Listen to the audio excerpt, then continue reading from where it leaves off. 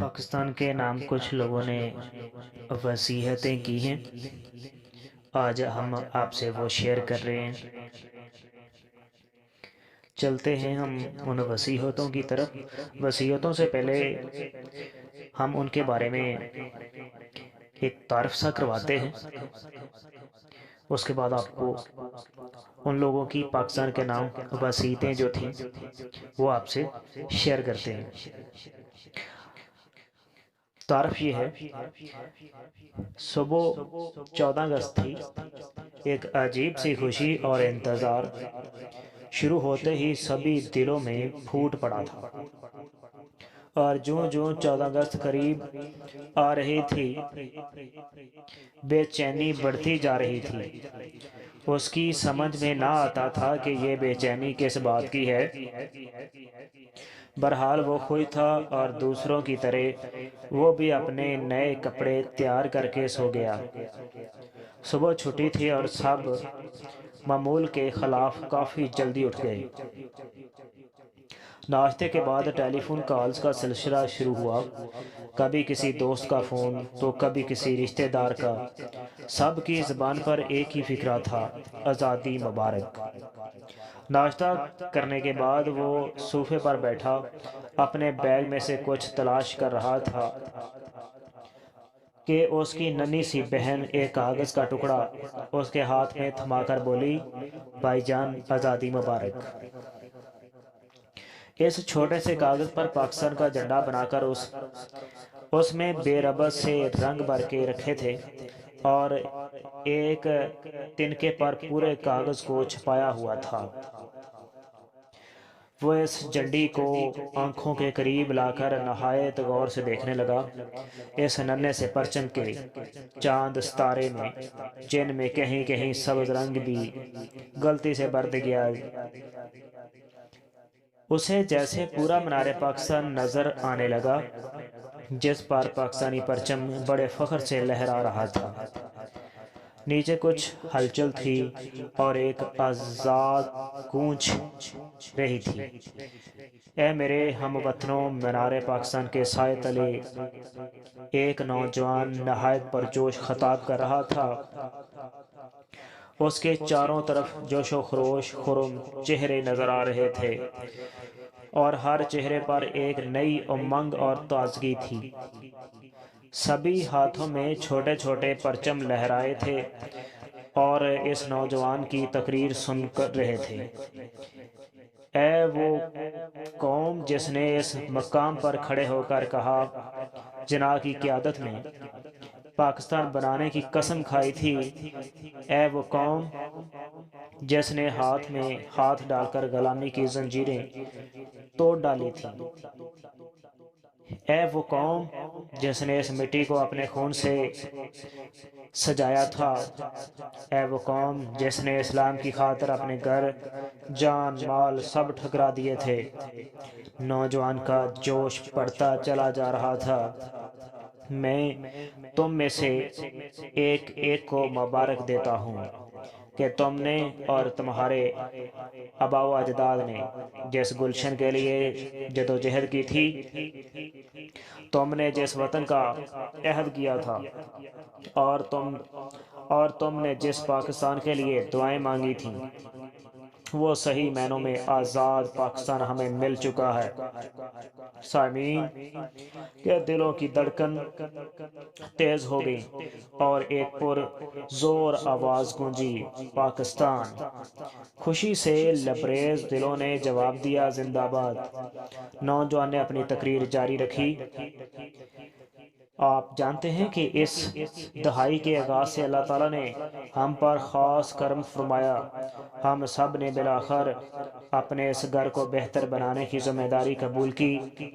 ہمارے نوجوانوں اور دانشوروں نے کمر باندھی اور تعلیم عام کرنے کی قسم کھائی۔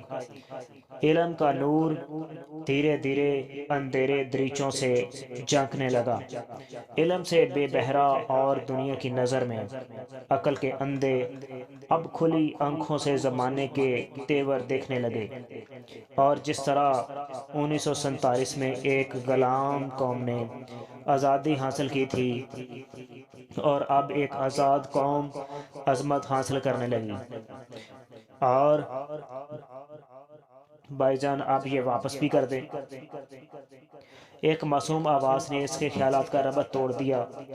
ننھی بہن اس کے ہاتھ سے اپنی محنت سے بنائی ہوئی جھنڈی لہرا کر باہر بھاگ گئی، مگر اب وہ بھی کھویا کھویا سا بیٹھا تھا۔ وہ شاید حقائق کی دنیا میں لوٹنے سے ڈر رہا تھا۔ بچی کا معصوم جذبہ اسے اچانک ایک ایسی دنیا میں لے گیا تھا جہاں تمنائیں حسینائیں کی طرح قطار اندر قطار رقص کر رہی تھیں۔ وہ اس دنیا میں صرف چند لمحوں کے لیے ہی تو گیا تھا، مگر اتنا سکون، اتنی ٹھنڈک، یہ لمحے واقعی بڑے مقدس تھے۔ اسے پتہ بھی نہ چلا، اور ایک ننھا سا قطرہ اس کی آنکھ سے ٹپک کر فرش پر پڑی ہوئی گرد پر ایسے جا ملا جیسے امنگیں انسان کے ساتھ ہی مٹی میں دفن ہو جایا کرتی ہیں۔ مقدس لمحے کے اس عنوان پر میرا دوسرا مجموعہ کلام پیش خدمت ہے۔ اس میں وہ اشعار شامل ہیں جو پہلے مجموعے نادان لاہوری کی الیکٹرانک شاٹ سے اب تک لکھے گئے ہیں۔ عنوان اور احتساب کے حوالے سے افسانوی تمہید کے بعد چند مختصر باتیں پیش کرنے جا رہا ہوں۔ میرا انداز کچھ اس طرح ہے کہ تقریباً پاکستانی زندگی میں کبھی نہ کبھی چند لمحوں کے لیے آرزوؤں کی دنیا میں کھو کر ایک ایسے پاکستان کی جھلک ضرور دیکھنا جو امن، آتشی، علم، ہنر، انصاف، محبت اور اخوت کا گہوارہ ہو، اور جہاں ہر فرد کے جان و مال، عزت محفوظ ہوں۔ کبھی غور کریں تو ایسی امنگوں بھرے لمحوں میں ایک عجیب سا سکون اور تقدس ہوتا ہے۔ میری شاید خواہش ہے کہ ہم کسی طرح ان مقدس لمحوں کو حقیقت کا روپ دے کر اپنی آئندہ نسلوں کے لیے امر کر دیں، اور اسی تمنا کی بعض گوشت آپ کو اس کتاب میں جا بجا ملیں گے۔ سمجھنے کی بات یہی ہے کہ اگر ہم ایک دوسرے کو عزت نہیں دیں گے تو دنیا میں ہمیں کہیں بھی عزت نہیں ملے گی۔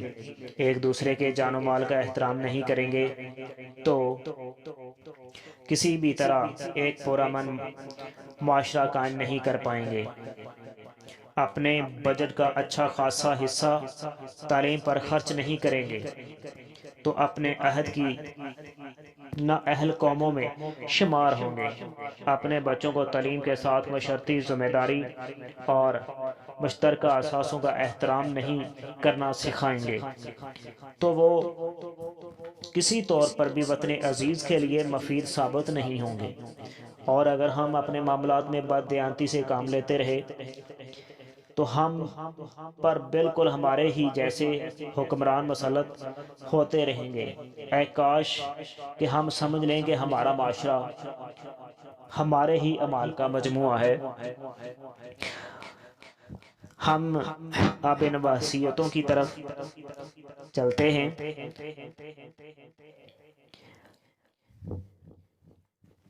خداداد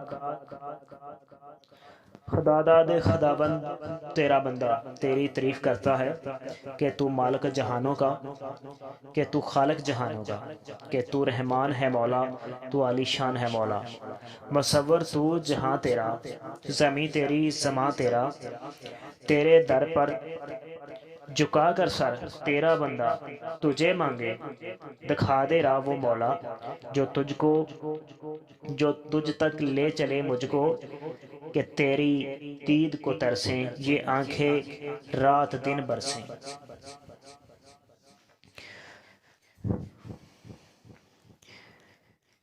یہ تین درویش جو آپس میں گفتگو کر رہے تھے، ان کی یہ وصیت ہے: امیری آزمائش اسیری آزمائش، اسیر زندگی تو اسیری آزمائش۔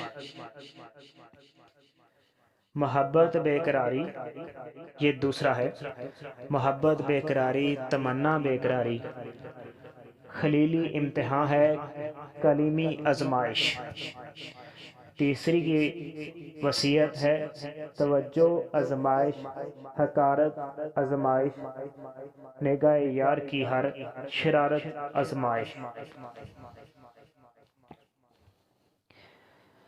پھر اس میں پہلا جواب دیتا ہے، مکان لا مکان میں صدائے حق ہو ہے، وہی ہے درمیان اور وہی جو چار سو ہے۔ دوسرے کی وصیت ہے، وہی زاد سفر ہے، وہی بانگ سحر ہے، وہی ہے رہنما اور اسی کی جستجو ہے۔ تیسرے میں وصیت ہے، نہیں محبوب اس بن نہیں مطلوب اس بن، وہی دل کی تڑپ اور وہی راز سکون۔